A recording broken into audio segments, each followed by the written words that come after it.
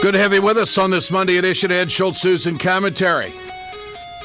I took the dive over the weekend. I bought the tickets. I was in the front row behind the Packer bench last night in FedEx Stadium here in Washington, D.C., and I have to tell you, save all your money, folks, if you ever have a chance to do something like that. You can buy the tickets online. You can go to any NFL game. They're going to be spendy as hell.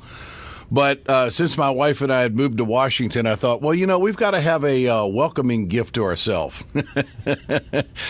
So I said, honey, what do you think about going to the Redskin Packer game? She was all about it. So we went, and it was fun.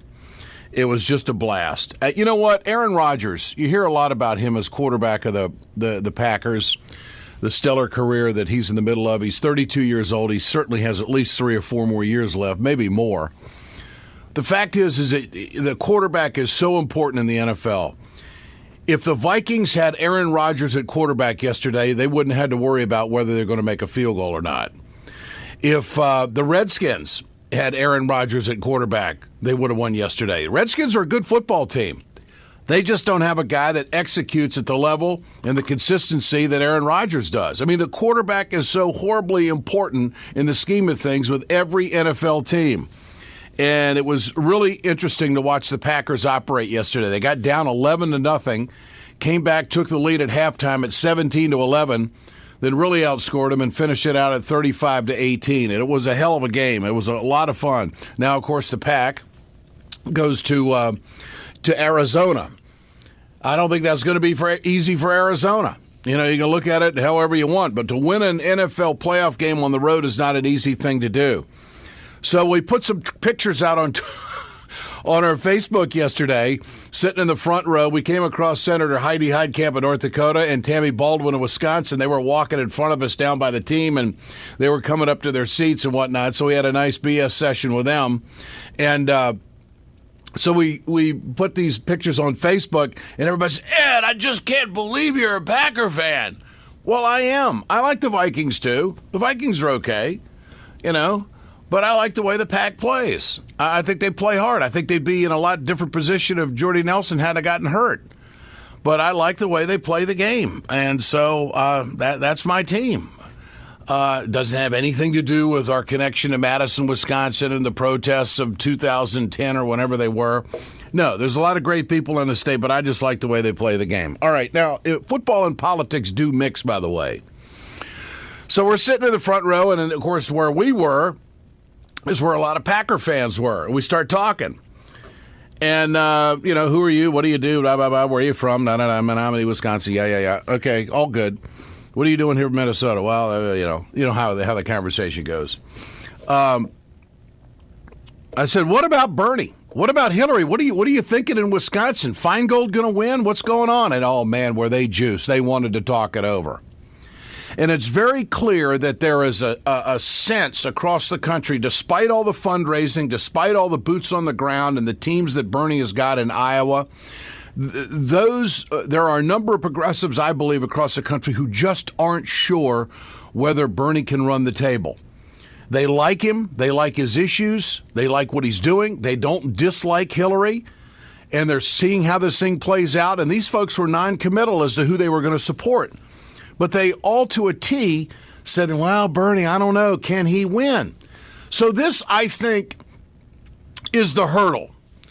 And Bernie Sanders, ironically, on the tube yesterday, is addressing this.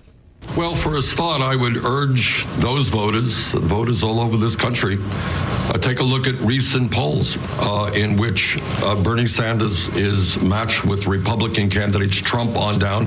Hillary Clinton is matched with Republican candidates. And so if people are concerned about electability, and Democrats should be very concerned, because we certainly do not want to see some right-wing extremist in the White House, I think Bernie Sanders is the candidate.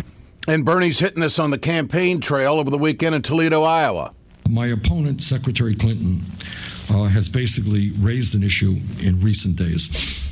And what she has said is, well, you may like Bernie Sanders or not, but he's not electable. You got to vote for Hillary Clinton if you want to prevent a Republican from getting the White House.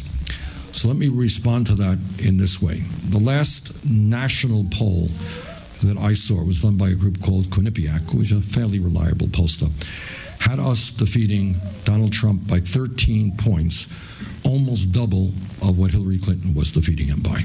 That's number one. Now, different polls have different results.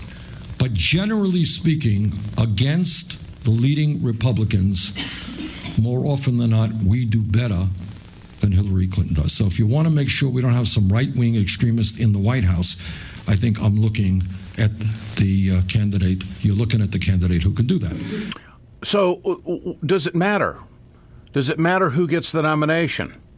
Well, in my heart, it does. But the point being here is that the progressive agenda in this country is in solid concrete with the American people, especially the young folks of this country who are concerned about college debt, who are concerned about fair taxation, who are concerned about health care and education and job creation. It is about jobs. And this is one of the reasons why I've been just beating the trail on this podcast, videocast, for several years about trade agreements in this country and how that is a hook to American jobs. Now, I'll take you to this story on this Monday morning, okay? And here we go again. Republic Steel in Lorain, Ohio is going to lay off 200 employees. In a statement released on Thursday, Republic Steel announced its temporary idling rolling mill operations at its facility. Now, when I was doing a cable show, we went to this facility and we saw what they did. And the story was steel that's being dropped on our market that's being undercut. The CEO, Jamie Vigil, said in a statement that we are positioned for growth and will be ready to provide capacity once the market turns around. Well, the market hasn't turned around because we're allowing, through a lousy trade agreement, for China and South Korea to put tubular goods on our market indiscriminately, cutting well below the price of production, and this is American jobs. And if you think that this is big, wait until the Trans-Pacific Partnership kicks into gear. And this is what I don't understand about Obama as he goes to the State of the Union address. 7 years ago, Obama was making a big pitch about the middle class. And there no doubt has been a pitch for the middle class and an effort for the middle class when it comes to saving the jobs, the automobile industry, the stimulus package, the tax cuts expiring on the Bush administration, the Bush tax cuts, and also the push for minimum wage. I mean, there was a lot of stuff that was handed this president. But he can unravel all of that good by signing on to this trade agreement, which he is going to push very hard tomorrow night at the State of the Union address. And there's a host of Democrats. And look at it this way. This president does not stand with his party or the progressive movement when it comes to the Trans-Pacific Partnership. Every single union in this country is against it. Every single union in this country doesn't want it. They've communicated that to the White House. But this trade negotiator, Froman, is a Wall Streeter. He's got Obama hoodwinked. Although that's what I thought months ago. I don't think the president's hoodwinked. I think he knows the issues, but he's too far down the line right now to make a change. And there are some real inherent problems with this. We're going to have a lot of Lorain, Ohio's if we have the Trans-Pacific Partnership. And it's unfortunate that the president's going to make this a focal point of his State of the Union speech tomorrow night, and I hope the Democrats are strong enough to come out, and there's a number of conservative Republicans as well. They got to come out and hammer on this and push back. We're starting to enter the final phase of all of this.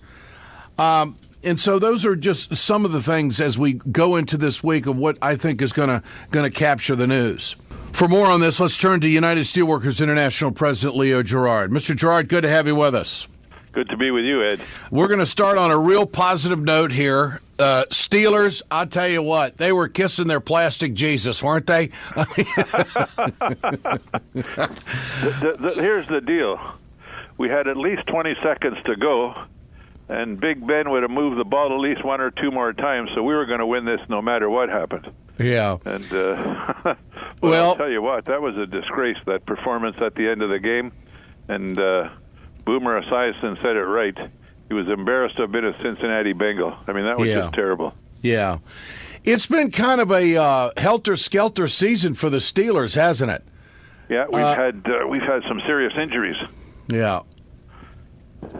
But Well, can you win the next one? You got to go to Denver Sunday night. You got the late game on Sunday night now. That you never know. You just never know. That it would be in my eyes good for the Steelers to beat Denver, because I've never liked that Republican quarterback they got. him and Papa John can both go down. That's right. There you go. There's a couple of big-time righties right there, anti-worker and everything else.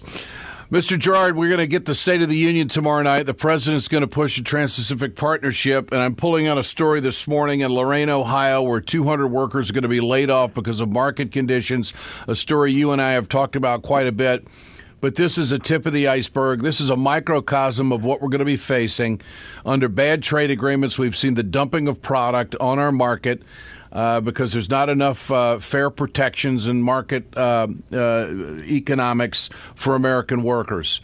I mean, isn't it ironic that this is happening before the State of the Union? Your thoughts on all this? I think it's terrible, but the thing is, it's predictable. People like you and I have been saying this for a long time now.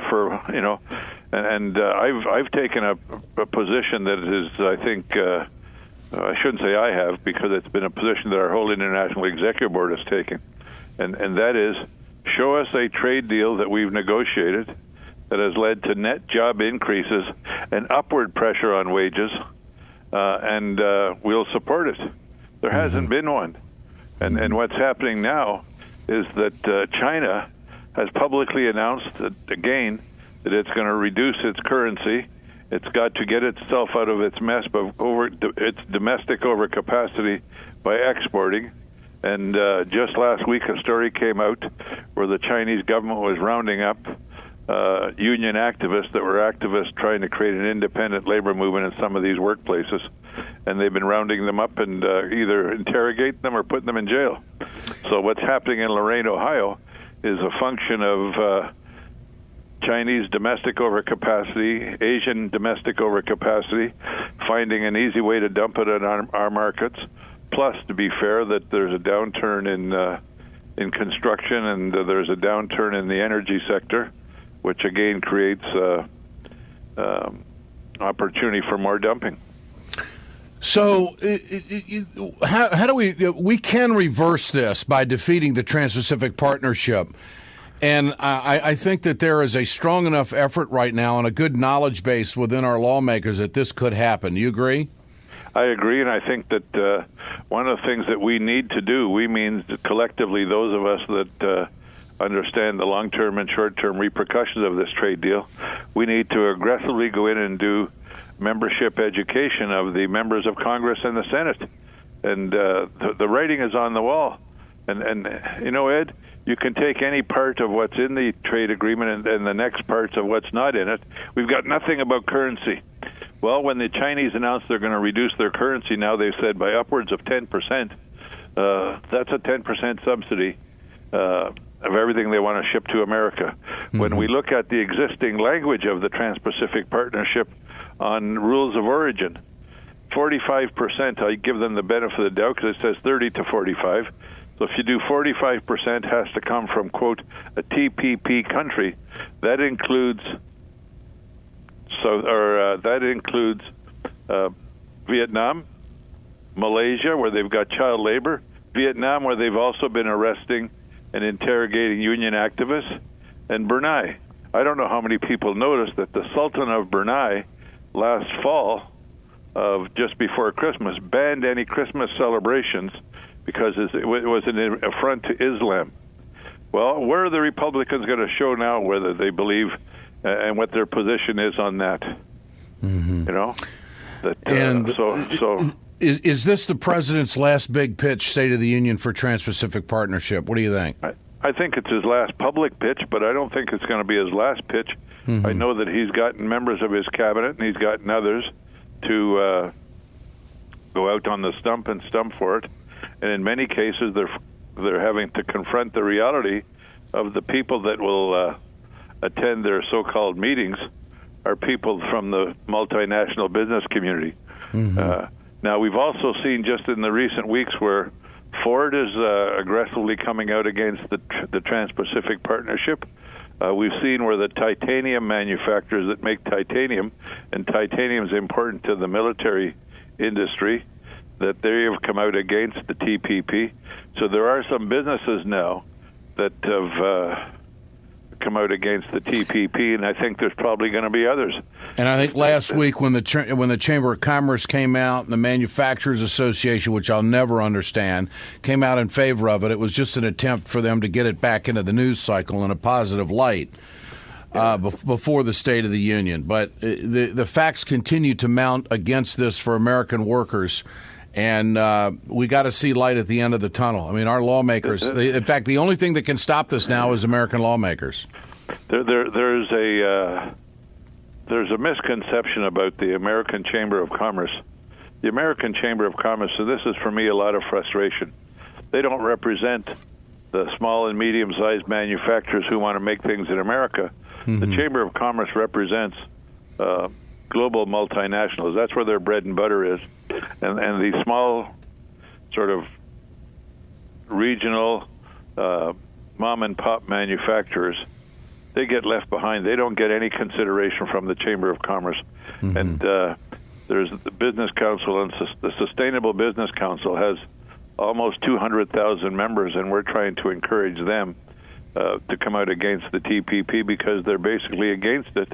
But they have this democratic process of consulting their membership, and hopefully when they've done that, they'll also come out against the TPP. All right. United Steelworkers International President Leo Gerard with us here at Ed Schultz News and Commentary. We'll see you on the tube here coming down the road, my friend. And we're looking forward to seeing you back on television. Yeah, well, it's going to be good. I'm looking forward to it. All right, Leo, great to visit. All the best. Steelers over Broncos. I'm all about it. 10 plus, all right? You got a deal. All right, my man. Thank you.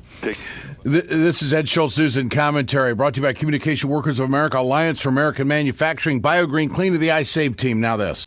Hey, folks, you've heard me talk about BioGreen Clean. I'm going to show you right now on my airplane just how tough this is.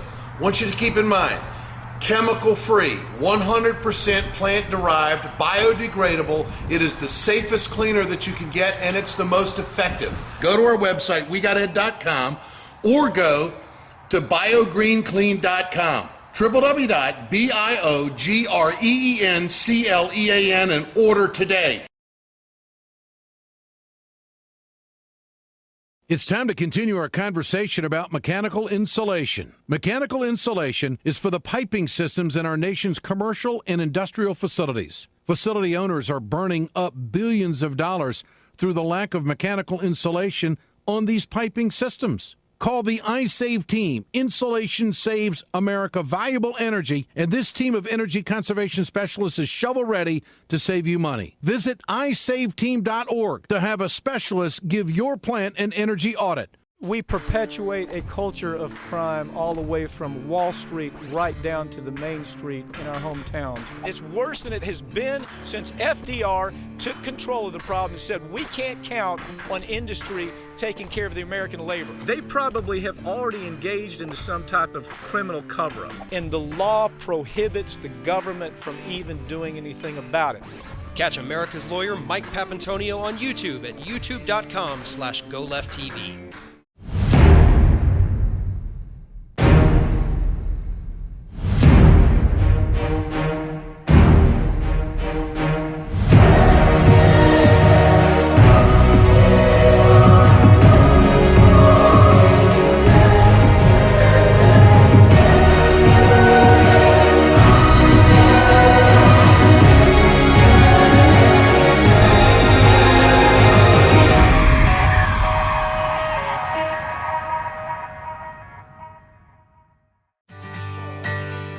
From the steel mills of Pennsylvania, to the auto factories of Michigan, to the modern makers movement, manufacturing makes our nation great. I'm Scott Paul, President of the Alliance for American Manufacturing. We bring business and labor together to advocate for policies that everyone can agree on. Together, we can strengthen manufacturing and create good-paying American jobs. Help us keep it made in America.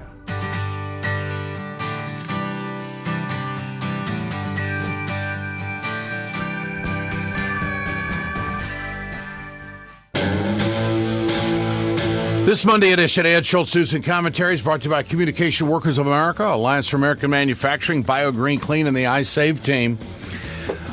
What it's going to come down to in the first two showdowns politically is who's got the ground game. I mean, these poll numbers are so close, they're within the margin of error. Bernie Sanders has a little bit of a favor in New Hampshire over Clinton. Clinton has a little bit of a favor over Sanders in Iowa, but all very close. So it's going to come down who gets their people out. How motivated are these folks going to be to go into a caucus situation or to come out in cold weather in New Hampshire and have a turnout for their candidate? They're both raising monies like crazy. If Bernie Sanders did not get the nomination, he'd be the richest loser in modern day politics. It is amazing what he's put together. And look at it this way. Let's just say that it goes to Clinton.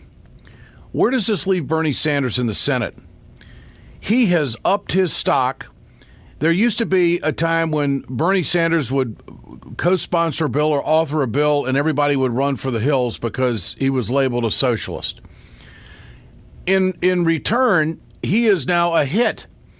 He's going to be used in fundraising by other colleagues because they realize that, you know what, his message is working.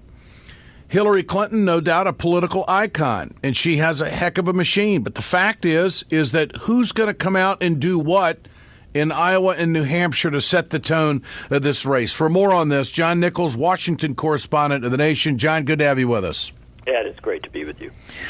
Turnout. Both operations are pretty well entrenched in Iowa and doing everything they can. So what happens? Well, boy, Ed, that's the billion-dollar question, isn't it? But here's what we know.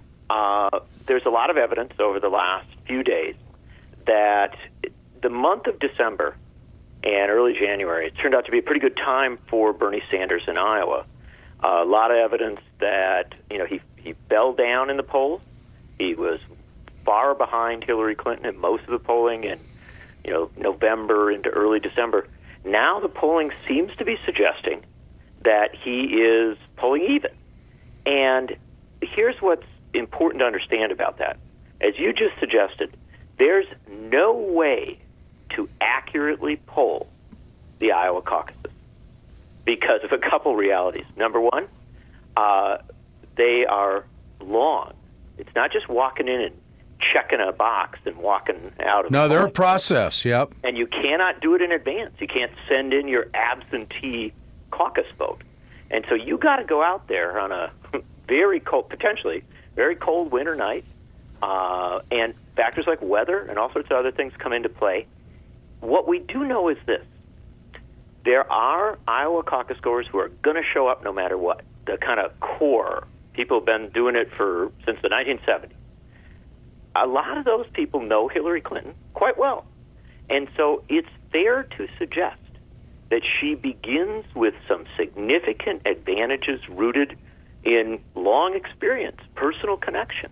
And I've seen Hillary Clinton on the ground in Iowa. She is working it. I've seen her after events for an hour, shaking hands, posing for pictures, giving it a lot of that personal connection. Yeah, she's not phoning it in. There's no question about that. So she's got that. She's campaigning hard. That's right. She's got that on her side. Now, for Bernie Sanders, I've seen him working it in Iowa, too. What's remarkable with him is how very young his crowds are, way younger than anything you see really generally in politics. Why is it? Is it because he's convinced them that he's sincere about debt-free college, health care, the economy? What is it? I think it goes way beyond that. I think it has to do with I don't want to overplay the word, but a cynicism about most of politics. Mm-hmm. I think younger folks have been promised a lot and been disappointed frequently. So he's tapping into the same thing that Trump is tapping in, but at a different method, a different message, but basically the same thing, that the politics of America isn't working for you. But let's do that demographic divide, Ed. Let's say if you're over 50, your cynicism, your frustration may well take you to Trump. Yeah. If you're under 30, it's very different. It takes you to Bernie Sanders because Bernie Sanders offers you a vision of something very different. Mm-hmm. I don't think that word socialism is scaring any of the young people. And so here's the question for Iowa, Ed. Can Bernie Sanders get a lot of very young people to the polls? If he cared to the caucuses, and can he teach them how to do it? Can he make it work? That's not going to be easy. But if he pulls it off, he has some real potential there. I can tell you, Ed, you and I may both be in Iowa for the caucuses. If we are, if we're standing in a parking lot at a caucus, watching people go in, one of the big ones in Des Moines or Dubuque or someplace like that, and we see a lot of people under 40 showing up, we might be able to start making predictions right then. That's the key. Who shows up? Who shows up, how they show up. Both ground games are pretty similar as far as staff, as far as, paid help. And this is maybe the most intense it's ever been in Iowa for the Democrats. Now, let's talk about Ted Cruz. He leads in Iowa. He clearly has tapped into what I call the Huckabee crowd. And the Huckabee crowd and the Santorum crowd is what I call them, because they're the evangelicals, and they have proven that this crowd can take you to victory. So Trump comes out with the accusation that, and then he tries to pin it on somebody else, saying, well, it's not me. The Democrats are worried about whether Ted Cruz is going to be eligible to be president. This is Cruz responding. But the substance of the issue is clear and straightforward. As a legal matter, the Constitution and federal law are clear that the child of a U.S. citizen born abroad is a natural-born citizen. So he's defending himself that he is eligible to be president. This is Senate Majority Leader Mitch McConnell. He wouldn't touch it with a 10-foot pole. Back in 2008, there was bipartisan legislation passed unanimously in the Senate declaring that Senator John McCain was a natural-born citizen, even though he was born in a territory. I know you don't like to get in the middle of the 2016 campaign, but there have been questions raised about Ted Cruz's eligibility to be president. Will the Senate pass legislation declaring that he is also a natural-born citizen? Well, you're right. I made a point of staying out of the presidential race. These guys are all running their races as hard as they can in the ways that they think will be helpful to them. I don't think the Senate ought to get in the middle of it. What do you make of that, John Nichols? Double standard here? Why'd they do it before, but they're not going to do it now? Oh, there's huge double standards. Let us understand that completely. But also, Ed, aren't you intrigued by the refusal of so many of these folks to just outright defend Ted Cruz? Well, I think that the Republican carte blanche are nervous about Trump, and they certainly don't want to derail somebody that could beat him. But they're also illegal Cruz, too, I think. And I find it interesting that instead of saying, Mitch McConnell, who serves with Ted Cruz in the U.S. Senate, who literally has to deal with him personally, has, been around him a lot, for better or worse, won't say, well, of course he's a U.S. citizen. Mm-hmm. Why? And Reince Priebus was asked just the other day, and Reince Priebus said, I'm not going to get into that. I mean, that's an odd kind of defense. It's not absolutely, I'm sure he's a U.S. citizen. Well, why wouldn't they be able to back up Ted Cruz if he says it's settled law, and the soundbite that we just played cuts right to it? Why is it so hard for Republicans to reiterate that if it's the truth? Well, that's what I can't figure out. I find it a very weird response because, let me tell you this. I believe in a very liberal interpretation of that constitutional language. I don't like the idea that we would suggest, somebody's can't be president because their parents are traveling or even out of the country for a significant amount of time. So I disagree with him on politics. I'm probably with Ted Cruz. And I'd defend him pretty far on this thing. Mm-hmm. And I don't see why that can't just be why you can't see Mitch McConnell and Reince Priebus and all these people riding in and just saying what I just said. Why? Let's put this thing aside. Come on, this is silly.